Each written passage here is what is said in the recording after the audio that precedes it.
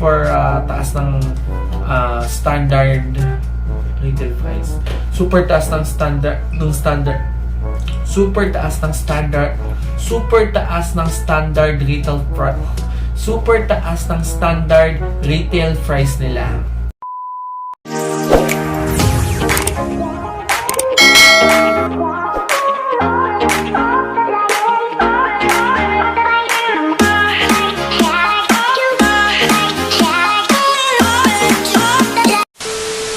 Hi guys, and welcome back to my YouTube channel. Ayan, for today's video, I'm going to unbox the shoes that I bought to Nike store in NLEX. You know what guys? The last time I bought a little bit pricey shoes when I was in Dubai, it was 2018. Bago ko ipakita itong mga nabili kong shoes, papakita ko muna yung pangyayari doon sa may Nike factory outlet sa may NLEX. Here's the video. Please watch this.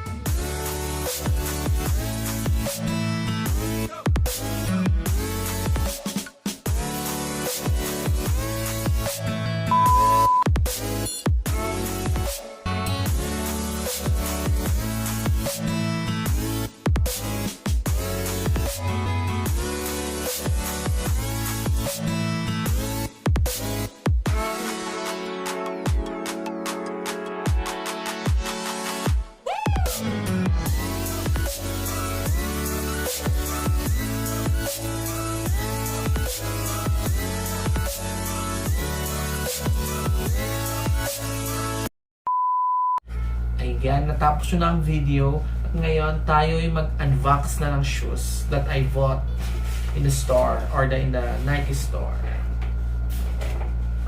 Okay. You know what guys? It's better na bumili sa factory outlet ng Nike sa NLEX kaysa bumili ka sa mga malls kasi super taas ng standard retail price. Super taas ng standard super taas ng standard retail price.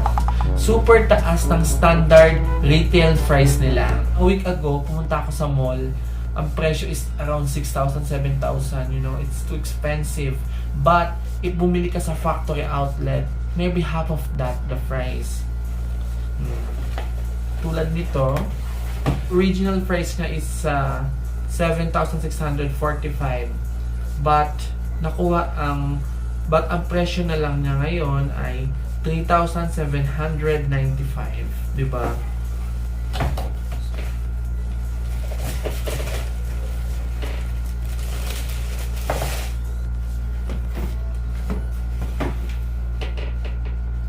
Ayan.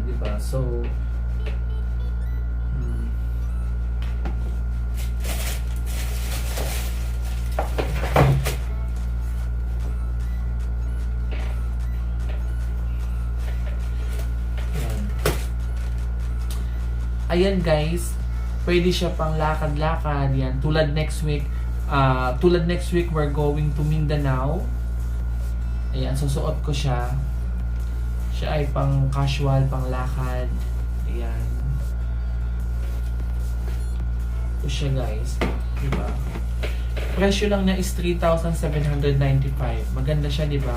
Super worth it.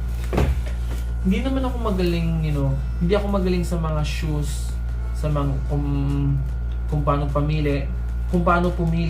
Pero for me naman, this is worth it. Ayan. Ganda.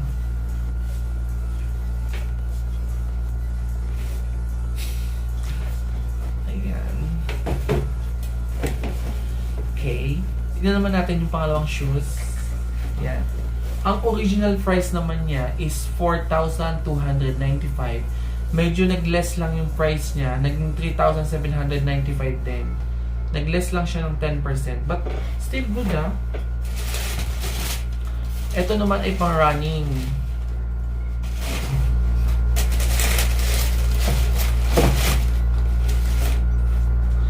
Ayan. Diba? 3,745. 3,795. Mura na din, di ba? For running. Ito naman. Marami pang option dun, guys. May mga, gusto ko sana ibang kulay. May mga different colors. Susunod naman. Ayan.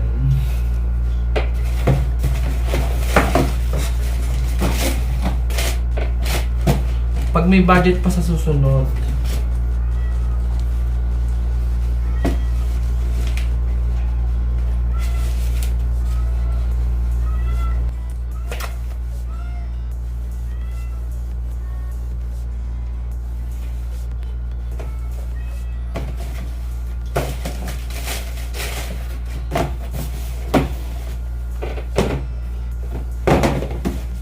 Actually guys, nasukat ko na sila both. Parehas silang komportable. Ang size nga pala niya is 10.5. Kasi I tried, it's male size. It's male size 10.5. I tried yung 10 kaya lang a bit masikip.